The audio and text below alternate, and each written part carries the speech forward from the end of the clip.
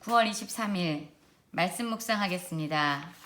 오늘의 말씀은 창세기 49장 13절에서 28절까지의 말씀입니다. 우리는 어제 야곱이 그의 아들들을 불러 모아놓고 후일에 반드시 일어날 일에 대해서 예언하는 이야기를 살펴보았습니다. 어제는 르우벤과 시몬과 레위 그리고 유다를 향해서 말씀이 선포되었고, 오늘은 나머지 8명의 아들에 대해서 말씀이 선포되어지고 있습니다. 여러분, 우리는 야곱에게 4명의 아내가 있다라는 것을 알고 있지요.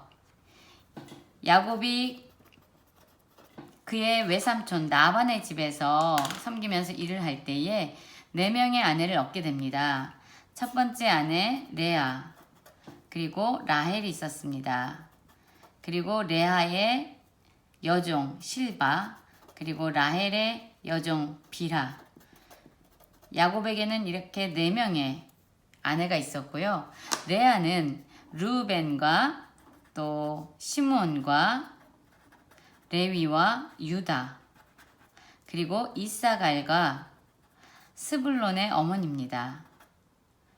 그리고 라헬은 우리가 잘 아는 것처럼 요셉과 베냐민을 낳은 어머니입니다. 그리고 실바는 갓과 아셀의 어머니입니다. 그리고 빌하는 단과 납달리의 어머니입니다. 그래서 야곱에게는 12명의 아들이 있습니다. 또한 디나라는 딸이 한 명 있죠. 이 야곱은 지금 12명의 아들들을 모아놓고 그들을 향한 하나님의 뜻을 선포하고 있습니다. 그런데 이렇게 말씀을 살펴보다 보면은 이 예언의 말씀은 바로 그 아들들이 가지고 있는 성품과 또한 인격과 많이 연관되어져 있는 것을 보게 됩니다. 우리는 어제 르우벤, 그리고 시몬과 레위, 그리고 유다에 대해서 살펴보았죠. 스불론, 오늘 말씀은 스불론을 향한 말씀부터 시작됩니다. 49장 13절이죠. 스불론은 그가 해변에 거주하게 되고 또한 그의 경계가 시돈까지 미치게 된다라고 얘기합니다. 그리고 이사갈은 건장한 나귀로 표현되고, 그는 쉴 곳을 보고 좋게 여기고 토지를 보고 아름답게 여기고, 그러나 짐을 메고 앞지 아래에서 섬기게 되는 그러한 미래를 가지고 있습니다. 또한 단은 그의 이름과 같이 심판하다, 백성을 심판하리라 라고 얘기하고 있고요. 뱀과 독사와 같이 그가 가지고 있는 어떠한 재능이나 능력을 통해서 상대의 말굽을 물어서 그 탄자를 뒤로 떨어지게 하는 그러한 능력을 가지고 있다라고 얘기합니다. 그래서 스불론과 이사갈과 단에 대한 예언의 말씀이 선포되어지고 있습니다. 그리고 중간에 야곱은 이렇게 얘기하죠. 여호와여, 나는 주의 구원을 기다리나이다 라고 얘기합니다. 이들에게 축복을 말하고 예언을 하는 것은 야곱이지만 이 자녀들을 향한 계획은 바로 하나님의 주권 가운데 있었습니다.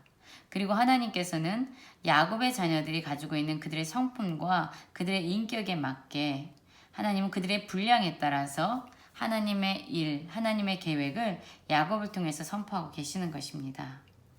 뒤를 이어서 갓에 대한 선포가 나오죠.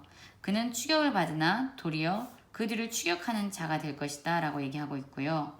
아셀은 기름진 것을 내는 왕의 수라상을 차릴 수 있는 그런 기름진 것을 내는 그런 축복을 받게 됩니다. 납달리는 암사슴과 같이 아름다운 소리를 바란다 라고 표현하고 있습니다. 그래서 지금 모든 아들들에 대해서 야곱은 하나님이 주신 계획을 선포합니다. 그리고 오늘 살펴보기 원하는 말씀은 특별히 요셉을 향한 야곱의 축복에 대한 이야기입니다. 49장 22절입니다. 요셉은 무성한 가지, 곧 샘 곁에 무성한 가지라 이렇게 표현하고 있습니다. 여러분, 나무가 샘 곁에 있습니다. 그러면 기근이 오고 가뭄이 와도 그 나무는 여전히 생명력을 유지하게 되지요. 왜냐하면 그의 뿌리가 샘의 뿌리를 깊이 내리고 있기 때문에 어떤 가뭄과 기근과 어려움 속에서도 그는 살아남을 수 있습니다. 바로 요셉은 많은 어려움이 있었음에도 불구하고 그의 가지가 하나님 곁에 있었기 때문에 하나님과 동행하는 형통한 삶을 살았기 때문에 그를 무성한 가지다. 그것도 샘 곁에 무성한 가지라고 표현하고 있습니다. 그리고 그 가지는 담을 넘습니다. 자신만 유익하게 하는 것이 아니라 담을 넘어서 다른 사람들에게까지 그 좋은 영향을 흘려보내고 있는 축복의 통로가 되어지고 있는 것입니다. 그리고 49장 23절에서는 계속적으로 이렇게 얘기하죠. 활 쏘는 자가 그를 학대하며 적개심을 가지고 그를 쏘았으나 요셉의 활은 도리어 굳세며 그의 팔은 힘이 있으니 이는 야곱의 전능자 이스라엘의 반석인 목자의 힘을 힘입었음이라 라고 얘기합니다. 그러면서 내 아버지 하나님께로 말미암나니 그가 너를 도우실 것이요 전능자로 말미암나니 그가 내게 복을 주실 것이라. 위로 하늘의 복과 아래로 깊은 샘의 복과 젖먹이는 복과 태의 복이로다. 이렇게 말하고 있습니다. 여러분 그렇지요. 우리는 요셉의 인생에 대해서 알고 있지요. 그는요 형들에게조차 미움과 시기의 대상이 되었습니다. 형들은 그를 죽이려고 했을 뿐만 아니라 미디안의 상인에게 팔아서 그의 인생은 노예로 전락하게 되지요. 거기서 열심히 일을 했지만 보디발의 아내에게 누명을 쓰고 그는 감옥에 또한 가게 됩니다. 요셉은 많은 억울한 가운데 있었습니다. 그를 향해서 사람들은 누명을 씌웠을 뿐만 아니라 학대하고 적개심을 가지고 그를 공격했습니다. 그런데 여러분 보십시오. 요셉은요 오히려 그런 고통의 상황, 그런 어려움의 상황 가운데서도 오히려 꺾이지 않고 그는 더 굳세어졌습니다. 그의 팔은 힘이 있었습니다. 왜냐하면 그가 능력이 있기 때문이 아닙니다. 야곱의 전능자 이스라엘의 반석인 목자, 즉 하나님께서 하나님의 손으로 그에게 힘을 주셨고 하나님께서 그와 함께 하심으로 말미암아 그가 형통했기 때문에 가능한 일들이었습니다. 야곱은 그것을 지금 알고 있습니다.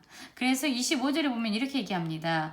요셉이 그런 많은 어려움과 환난 속에서 오히려 힘이 있고 굳세어질 수 있었던 그 까닭은 그 이유는 바로 내 아버지 하나님께로 말미암는다. 너를 도우실 분 하나님께로 말미암는다. 전능자로 말미암는다. 내게 복을 주실 분이라고 얘기하지요. 그래서 요셉을 향한 그 복은요. 어떤 복이냐면 위로 하늘의 복. 하늘 위에서 하늘의 복, 신령한 복으로 그가 채워질 뿐만 아니라 아래로 깊은 샘의 복. 그는 이 세상에서도 충분하고 풍요로운 삶의 복을 얻게 됩니다. 젖먹이는 복과 태의 복, 그의 자손이 번성하지요. 아주 풍성하고 아름다운 삶을 살게 된다라고 말하고 있습니다. 이러한 삶, 이러한 복된 삶이 가능한 것은 바로 그를 도우시고 그에게 복을 주시는 전능한 하나님이 그와 함께 계시기 때문이다 라고 얘기하고 있죠. 49장 26절에서도 계속적으로 이렇게 얘기하고 있습니다. 내 아버지의 축복이 내 선조의 축복보다 나아서 영원한 산이 한 없음같이 이 축복이 요셉의 머리로 돌아오며 그 형제 중 뛰어난 자의 정수리로 돌아오리로다. 여러분 사실 야곱은요 요셉의 두 아들 므낫셋과 에브라임을 자신의 아들로 삼았습니다. 자신의 아들로 입양했어요. 그래서 요셉에게는 오히려 2배의 축복이 갑니다. 그래서 요셉은 영적인 장자로서의 권위를 갖게 되는 것입니다. 이러한 놀라운 축복을 지금 야곱이 요셉을 향해서 선포하고 있습니다. 또한 베냐민에 대해서도 이야기하지요.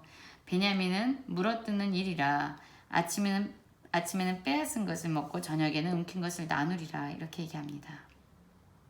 이렇게 12명의 아들들을 향해서 이스라엘은 축복을 했습니다. 그리고 이 이스라엘 야곱의 12아들은 12지파로서 이스라엘 백성을 세우는 근간이 되었습니다. 그들에게 축복하였으니 곧 각 사람의 분량대로 축복하였더라 라고 얘기하죠.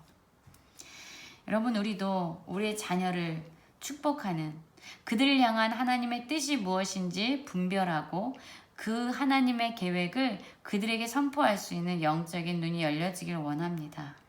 특별히 요셉에게 주었던 그 야곱의 축복처럼 우리의 자녀들이 하나님 곁에 살아감으로 형통의 복을 누리고 자신뿐만 아니라 다른 자들에게도 축복을 흘려보내는 자가 되기를 원합니다. 어떤 어려움과 고통 속에서도 오히려 굳세어지고 전능한 하나님의 도우심을 입고 그분의 복을 받아 누리는 자들이 되기 원합니다. 또한 이러한 요셉을 향한 축복이 우리 자신에게도 임하길 원하고 하나님의 축복을 우리의 삶 가운데서 누리면서 기쁨으로 살아가는 모든 성도님들이 되시기를 간절히 기도합니다.